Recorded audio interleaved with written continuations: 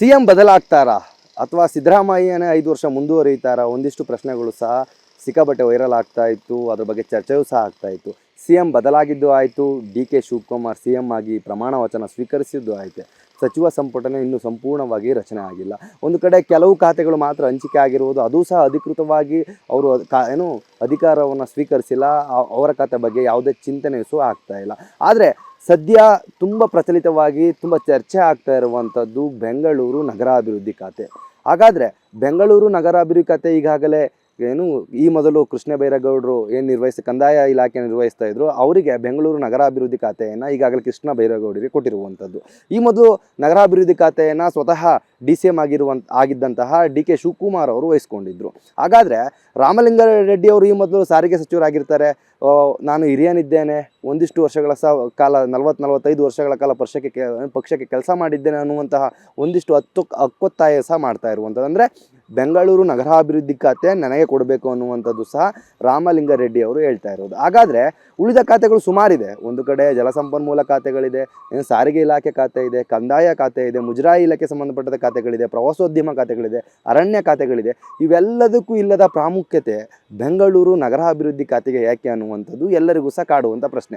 ಬೆಂಗಳೂರು ಅಂದಿದ ತಕ್ಷಣ ಒಂದು ಕಡೆ economic hub, IT-BT sector, silicon city ಅಂತ ಕರೆಸ್ಕೊಳ್ಳುವಂಥ ಬೆಂಗಳೂರು, ಒಂದು ಕಡೆ ರಾಜ್ಯದ ರಾಜಧಾನಿ, ಎಲ್ಲ ಆರ್ಥಿಕ ಚಟುವಟಿಕೆಗಳು ಬೆಂಗಳೂರಿನಲ್ಲೇ ನಡೀತದೆ. ಅಂದರೆ ಏನಾದರೂ ಒಂದು ಹೊಸ ಯೋಜನೆ ತಂದರೆ ಅಥವಾ ಬೆಂಗಳೂರು ಅಭಿವೃದ್ಧಿಗೆ ಯಾರಾದರೂ ಶ್ರಮಿಸ್ತಾ ಇದ್ದರೆ ಇಲ್ಲಿನ ಶಾಸಕರಾಗಿರ್ಬೋದು ಅಥವಾ ಬೆಂಗಳೂರು ಅಭಿವೃದ್ಧಿ ನಗರಾಭಿವೃದ್ಧಿಗೆ ಸಂಬಂಧಪಟ್ಟಂಥ ಸಚಿವರುಗಳಾಗಿರ್ಬೋದು, ಅದು ಒಂದು ಕಡೆ ರಾಜ್ಯ ಮಟ್ಟದಲ್ಲಿ ಹೆಸರು ಮಾಡುತ್ತೆ ಅನ್ನುವಂಥದ್ದು ಒಂದು ಕಡೆ ದೃಷ್ಟಿ. ಆದರೆ ಇನ್ನೊಂದು ಕಡೆ ದೊಡ್ಡ ದೊಡ್ಡ ಕೇಂದ್ರ ಕಚೇರಿಗಳು, ಸರ್ಕಾರಕ್ಕೆ ಸಂಬಂಧಪಟ್ಟ ರಾಜ್ಯ ಮಟ್ಟದ ಕೇಂದ್ರ ಕಚೇರಿಗಳು ಇಲ್ಲೇ ಇದೆ. ಬೆಂಗಳೂರು ಡೆವಲಪ್ಮೆಂಟ್ ಅಥಾರಿಟಿ ಇದೆ, BMRD ಇದೆ, GBAಗೆ ಸಂಬಂಧಪಟ್ಟಂಥ ಎಲ್ಲ ನಗರಾಭಿವೃದ್ಧಿ ಖಾತೆ ಅಡಿಯಲ್ಲೇ GBA ಬರ್ತದೆ. ಅಂದರೆ ಗ್ರೇಟರ್ ಬೆಂಗಳೂರು ಪ್ರಾಧಿಕಾರವು ಸಹ ಅದರ ಅಡಿಯಲ್ಲೇ ಬರ್ತದೆ. ಅಂದರೆ ಒಟ್ಟಾರೆಯಾಗಿ ಹೇಳುವುದಾದರೆ ಬೇರೆ ಖಾತೆಗಳಿಗೆ ಹೋಲಿಕೆ ಮಾಡ್ಕೊಂಡು ನೋಡಿದಾಗ ಬೆಂಗಳೂರು ನಗರಾಭಿವೃದ್ಧಿ ಖಾತೆಗೆ ಅತಿ ಹೆಚ್ಚಾದ ಆರ್ಥಿಕತೆ ಇರುವಂಥದ್ದು ಅಥವಾ ಅತಿ ಹೆಚ್ಚು ಕೆಲಸ ಮಾಡುವಂತಹ ಅವಶ್ಯಕತೆಗಳಿರುವಂತಹ ಮತ್ತು ಅಂಥ ದೊಡ್ಡ ವೇದಿಕೆ ಸಹ ಹೌದು ಬೆಂಗಳೂರು ನಗರಾಭಿವೃದ್ಧಿ ಖಾತೆ. ಹಾಗಾಗಿ ಎಲ್ಲ ಸಚಿವರುಗಳು ಅಥವಾ ಎಲ್ಲ ಶಾಸಕರುಗಳು ಬೆಂಗಳೂರು ನಗರಾಭಿವೃದ್ಧಿ ಖಾತೆ ಬೇಕು ಅನ್ನುವಂಥದ್ದು ಒಂದು ಕಡೆ ಹಕ್ಕೊತ್ತಾಯ ಆಗ್ತಾ ಇದೆ. ಈಗಾಗಲೇ ಹೈಕಮಾಂಡ್ ಮತ್ತು ಸಚಿವ ಸಂಪುಟ ರಚನೆ ಆದಾಗ CM ನೇತೃತ್ವದಲ್ಲೇ ಸಹ ಬೆಂಗಳೂರು ನಗರಾಭಿವೃದ್ಧಿ ಖಾತೆಯನ್ನು ಕೃಷ್ಣ ಬೈರೇಗೌಡರಿಗೆ ಕೊಟ್ಟಿರುವಂಥದ್ದು. ನನಗೆ ಖಾತೆ ಬೇಕೇ ಬೇಕು, ನನಗೆ ಬೆಂಗಳೂರು ನಗರಾಭಿವೃದ್ಧಿ ಖಾತೆ ಬೇಕು ಅನ್ನುವಂಥದ್ದು ಒಂದು ಕಡೆ ರಾಮಲಿಂಗಾರೆಡ್ಡಿ ಅವರು ಹೇಳ್ತಾ ಇರುವಂಥದ್ದು. ಹಾಗಾದರೆ ಉಳಿದ ಖಾತೆಗಳು ಕೃಷಿ ಖಾತೆ ಹಂಚಿಕೆ ಆಗಿಲ್ಲ, ಶಿಕ್ಷಣ ಖಾತೆ ಹಂಚಿಕೆ ಆಗಿಲ್ಲ, ಶಿಕ್ಷಣ ಸಚಿವರುಗಳಾಗಿಲ್ಲ, ಶಿಕ್ಷಣ ವ್ಯವಸ್ಥೆ ಈಗಾಗಲೇ ಅಕಾಡೆಮಿಕ್ ಇಯರ್ ಪ್ರಾರಂಭ ಆಗಿದೆ. 2026ರ ಶೈಕ್ಷಣಿಕ ವರ್ಷವೂ ಸಹ ಪ್ರಾರಂಭ ಆಗಿದೆ.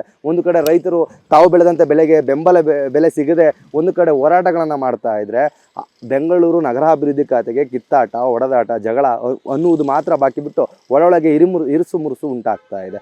ಅಂದರೆ ನಮಗೆ ಇಲ್ಲಿ ಗೊತ್ತಾಗ್ತಾ ಇರುವಂಥದ್ದು, ಕೆಲಸವನ್ನು ಮಾಡಬೇಕು ಅನ್ನುವಂತಹ ಶಾಸಕರು ಆಯ್ಕೆ ಮಾಡಿದಂಥ ಶಾಸಕರುಗಳು ಅವರ ಖಾತೆಗೆ ಪ್ರಾಮುಖ್ಯತೆಯನ್ನು ಕೊಡ್ತಾ ಇದ್ದಾರೆ ಹೊರತು ಜನಾಭಿವೃದ್ಧಿಗಾಗಿರ್ಬೋದು, ರೈತರಿಗಾಗಿರ್ಬೋದು, ಶಿಕ್ಷಕರಿಗಾಗಿರ್ಬೋದು ಅಥವಾ ಶಿಕ್ಷಣ ಇಲಾಖೆಗಾಗಿರ್ಬೋದು ಇದಕ್ಕೆ ಪ್ರಾಮುಖ್ಯತೆಯನ್ನು ಕೊಡ್ತಾ ಇಲ್ಲ. ಎಲ್ಲಿ ಆರ್ಥಿಕತೆ ಹೆಚ್ಚು ಸಿಗ್ತದೆ, ಯಾವ ಇಲಾಖೆಯಲ್ಲಿ ಕೆಲಸವನ್ನು ಆರ್ಥಿಕ ನಾವು ಹಬ್ ಅಂತ ಕರಿತೇವೋ ಅಲ್ಲಿ ಕೆಲಸವನ್ನು ಮಾಡ್ಬೋದು, ಆ ಖಾತೆಯನ್ನು ಆರಿಸಿಕೊಡ್ಲಿಕ್ಕೆ ಎಲ್ಲರೂ ಮುಂದಾಗ್ತಾ ಇದ್ದಾರೆ. ಪ್ರಮುಖವಾಗಿ ರಾಜ್ಯದಲ್ಲಿ ರೈತರ ಸಮಸ್ಯೆ, ವಿಫಲವಾದ ರೈತರ ಸಮಸ್ಯೆ ಇದೆ, ಸರ್ಕಾರಿ ಶಾಲೆಗಳಲ್ಲಿ ಸಿಕ್ಕಾಪಟ್ಟೆ ಸಮಸ್ಯೆಗಳಿದೆ, ಮಕ್ಕಳ ಸಮಸ್ಯೆ ಇದೆ, ಶಿಕ್ಷಕರ ಕೊರತೆಗಳಿದೆ, ಕೊಠಡಿಗಳು ಸರಿ ಇಲ್ಲ, ಮೂಲಭೂತ ಸೌಕರ್ಯಗಳು ಸರಿ ಇಲ್ಲ, ಒಂದು ಕಡೆ ರೈತರಿಗೆ ಅವ್ರು ಬೆಳೆದಂಥ ಬೆಳೆಗೆ ಬೆಲೆ ಸಿಗ್ತಾ ಇಲ್ಲ. ಇವೆಲ್ಲದರ ನಡುವೆ ಆ ಖಾತೆಗಿಲ್ಲದಂತಹ ಪ್ರಾಮುಖ್ಯತೆ ಬೆಂಗಳೂರು ನಗರ ಅಭಿವೃದ್ಧಿ ಖಾತೆಗೆ ಆಗ್ತಾ ಇರುವಂಥದ್ರೆ ಒಂದು ಕಡೆ ಎಲ್ರಿಗೂ ಜನಸಾಮಾನ್ಯರಿಗೆ ಇರದೇ ಇದ್ದರೂ ಒಂದು ಕಡೆ 4 ಅಕ್ಷರ ಓದಿರುವಂತಹ ಅಕ್ಷರಸ್ಥರಿಗೂ ಅಥವಾ ರಾಜಕೀಯ ಬಗ್ಗೆ ತಿಳ್ಕೊಂಡಂತಹ ಒಂದಿಷ್ಟು ವರ್ಗದವರಿಗೆ ಈ ಒಂದು ವಿಷಯ ತಿಳಿತದೆ.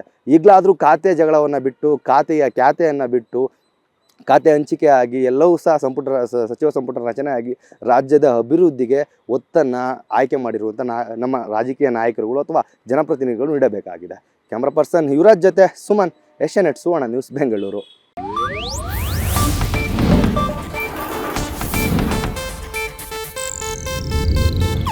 ಇದು ಏಷ್ಯಾನೆಟ್ ನ್ಯೂಸ್ ನೆಟ್ವರ್ಕ್ ಪ್ರಸ್ತುತಿ.